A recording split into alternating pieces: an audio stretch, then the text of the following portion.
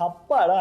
ஒரு வழியா Facebook ஆட்ஸ கத்துக்கிட்டோம். இனிமேட்டு அத யூஸ் பண்ணி வேற லெவல் பண்றோம்னு நெனச்சு மோட்டிவேஷன பூஸ்ட் பண்ணி போய் நின்றா, Facebook அக்கவுண்ட் ரெஸ்ட்ரிக்டட்னு வந்து நிக்கும். Facebook ஆட்ஸ பொறுத்தவரைக்கும் அக்கவுண்ட் பேன் ஆர் ரெஸ்ட்ரிக்ஷன் 2யுமே எலிமினேட் பண்ண முடியாது. பட் வராம பாத்துக்கலாம். சோ அதுக்கு நாங்க யூஸ் பண்ண 5 simple strategies. 1.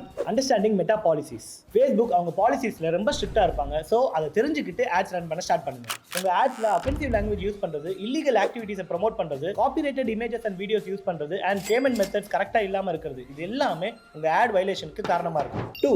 having a proper browsing behavior. நம்ம browser type, frequency of browsing and patterns of online behavior இது எல்லாத்தையும் பேஸ் பண்ணி தான் அல்காரிதம் நம்ம அக்கவுண்ட பேன் பண்ணலாமா வேணாமான்னு டிசைட் பண்ணும். 3. don't spend too much money too fast. உங்க ஆட் அக்கவுண்ட்டுக்கு ஸ்பெண்டிங் பேட்டர்னே இல்ல அண்ட் நீங்க நிறைய ஸ்பெண்ட் பண்ணீங்கன்னா Facebookோட ஆட்டோமேட்டட் சிஸ்டம் உங்க ஆட் அக்கவுண்ட்டை இன்டரப்ட் பண்ணும். 4. avoid possessive statements. நீங்க என்னதான் லெஜிட் பிசினஸா இருந்தாலுமே your only solution, the best product for you இந்த மாதிரி சொல்ற possessive statements எல்லாமே misleading தான் கன்சிடர் பண்ணும். 5. be authentic. ஒரு நியூ Facebook பேஜ் ஸ்டார்ட் பண்ண உடனே அதை யூஸ் பண்ணி கேம்பெயின் ஸ்டார்ட் பண்ணாதீங்க. அந்த ப்ரொஃபைல் ஆர் பேஜை யூஸ் பண்ணி அத்தாரிட்டி கிரியேட் பண்ணுங்க. உங்க ஃபீட்ல வர மத்தவங்க போஸ்ட்ல என்கேஜ் பண்ணுங்க. First page like campaign run பண்ணுங்க. உங்க அக்கவுண்டோட த்ரெஷோல்ட் லிமிட் இன்க்ரீஸ் ஆகும் அண்ட் தென் மத்த கேம்பெயின்ஸ்க்கு ஸ்பெண்ட் பண்ணுங்க. அண்ட் உங்களுக்கும் இந்த மாதிரி ரெஸ்ட்ரிக்ஷன் வந்திருக்கான்னு கமெண்ட்ல சொல்லுங்க.